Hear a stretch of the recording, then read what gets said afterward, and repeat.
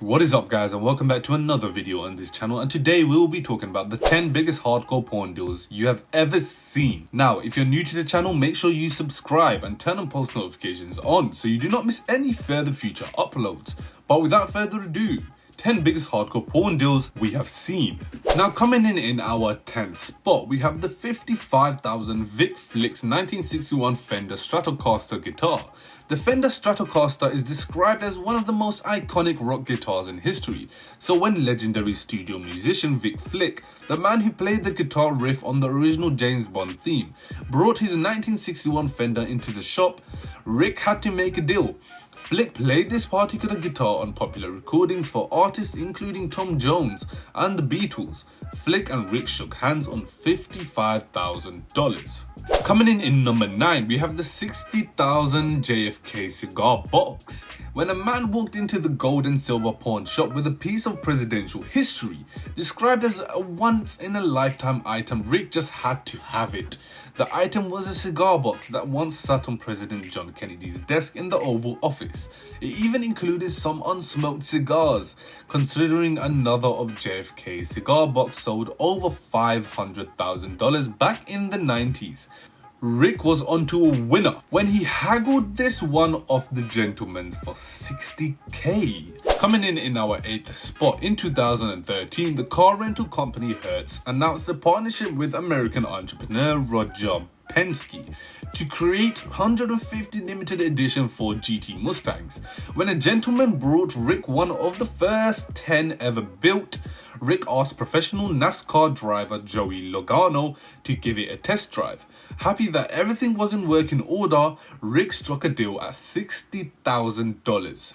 Coming in number 7, after heading to Atlanta to attend one of the biggest coin auctions in America, Rick needed to find a 1915 Panama Pacific octagonal $50 gold piece for a customer who wanted to pay $60,000 for it. These commemorative coins were created by the US Mint to celebrate the opening of the Panama Canal.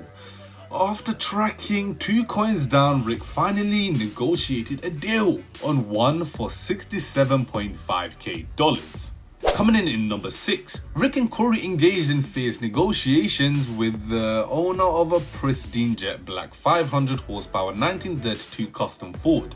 The convertible Roadster was in impeccable shape, with just 450 miles on the clock, and after Vegas car custom legend Danny the Count Coker fell in love with it, Rick knew he had to strike a deal, which he did at $68,000. Coming in number 5, described as one of the rarest coins in American history, the 1922 high-relief dollar was brought into Rick's shop by a man who had originally worn it in a poker game.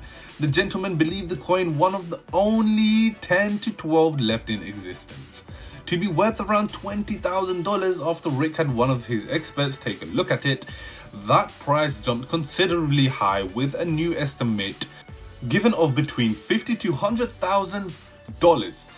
Rick and the man struck a deal at $80,000 though. Coming in number 4, not only was this guitar beautiful and rare, but it was also owned by a rock legend, Stephen Stills of the folk rock group Crosby. Stills Nash owned this piece of rock and roll history, which was instantly appreciated by Rick as he uttered the words, "That is cool," with an accompanying bill of sale signed with Stills himself. Rick had to dig deep to get his hands on this holy grail of Gibson guitars. Now, coming in number 3, this custom guitar belonged to the American guitarist Mary Ford, who was the wife of legendary guitarist Les Paul.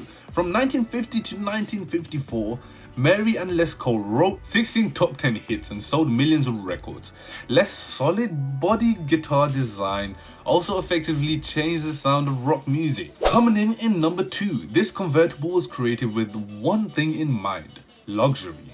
With its 150 horsepower V12 engine, it was more powerful than most cars of its era. So when Rick and the old man went to check out an exceptionally maintained 32 Roadster, they knew they had to go big if they wanted to ride off with this vintage beauty. Now, coming in number 1, after told by his father to invest, one gentleman decided to purchase over 200 pounds of silver. By the time he walked into Rick's shop, 12 years had passed since his investment and the price of silver had skyrocketed. With a set profit margin, Rick knew he could sell it on immediately. So after carrying out some checks to ensure the silver was pure, which even included some drilling, he was happy to snap up the hoard for a pricely sum of $111,000. Now guys, if you did enjoy the video, make sure you smash the like button and unsubscribe if you're new, and turn on post notifications on so you do not miss any further future uploads. But without further ado, I'll see you guys next time.